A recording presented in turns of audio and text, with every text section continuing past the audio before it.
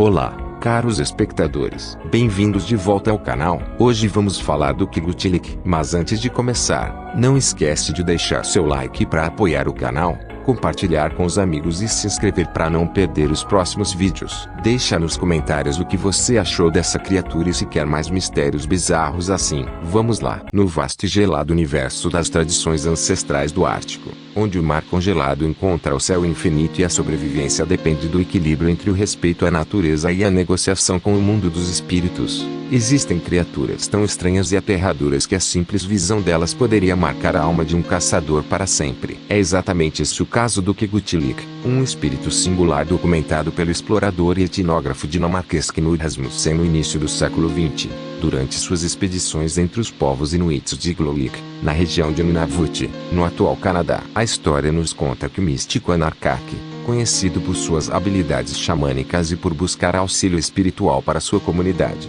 teve um encontro que ele certamente não esperava. Era primavera, a época em que o gelo começa a rachar e as focas emergem para respirar, e Anarkak estava justamente caçando focas quando viu uma abertura estranha no gelo. De repente, daquele buraco escuro e frio, surgiu o Kigutilik. E o que é o Kigutilik? Imagine, se puder, uma criatura monstruosa de proporções chocantes. Ele é tão grande quanto um urso polar, mas ainda mais alto, sustentado por pernas longas e estranhas, com protuberâncias enormes nas juntas, como se os ossos tivessem crescido sem controle. Ele não tem uma, mas duas caudas, e sua pele é nua, salvo por algumas franjas de pelos aqui e ali. Seu rosto, se é que se pode chamar de rosto, é dominado por dentes imensos, tão grandes quanto as presas de uma morsa, que lhe conferem o nome, Kigutilik, que em algumas traduções significa justamente aquele com os dentes de gigante. E como se tudo isso não bastasse para provocar pesadelos, a criatura possui uma única orelha enorme,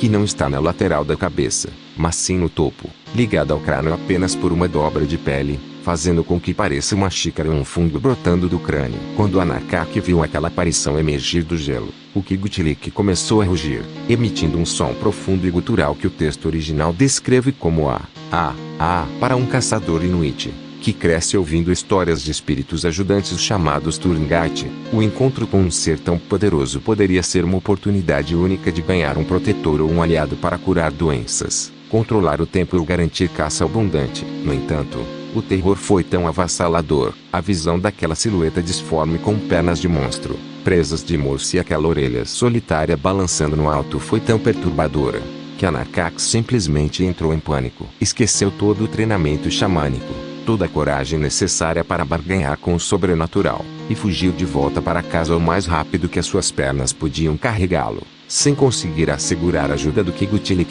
O relato, preservado no livro intelectual Culture of Tiglulik Esquimos de Rasmussen, é fascinante não apenas pela bizarrice da criatura, mas pelo que ele representa. Comentários de entusiastas do folclore frequentemente brincam que o Kigutilik parece um erro genético ou uma colagem de partes de animais do Ártico, como se uma foca, um urso e uma morsa tivessem sido misturados em uma lenda. Alguns até sugerem, com humor, que poderia ser o relato exagerado de um inuit vendo um cavalo pela primeira vez. Mas a verdade é que, no sistema de crenças inuit, espíritos como o Kigutilik habitam os lugares liminares, as fendas no gelo, o horizonte no crepúsculo de inverno, o espaço entre o mundo humano e o reino dos animais. O fato de Anarkak ter fugido não significa que o espírito fosse maléfico, apenas que sua forma era tão alienígena, tão fora da ordem natural conhecida, que o medo primitivo falou mais alto. Assim, a lenda do Kigutilik permanece como um lembrete sombrio e um tanto cômico de que nem todo encontro com o sagrado termina em poder e glória. Às vezes, o que encontramos no buraco do gelo é tão estranho que a única resposta sensata, e talvez até humana, é simplesmente correr e, depois, contar a história para que outros, como nós aqui e agora, possam imaginar aquela criatura de duas caudas, pernas nudosas, dentes de morso e uma orelha em cima da cabeça rugindo sob o sol da primavera ártica. Conclusão. E assim, chegamos ao fim do vídeo. Espero que tenham gostado. Até a próxima.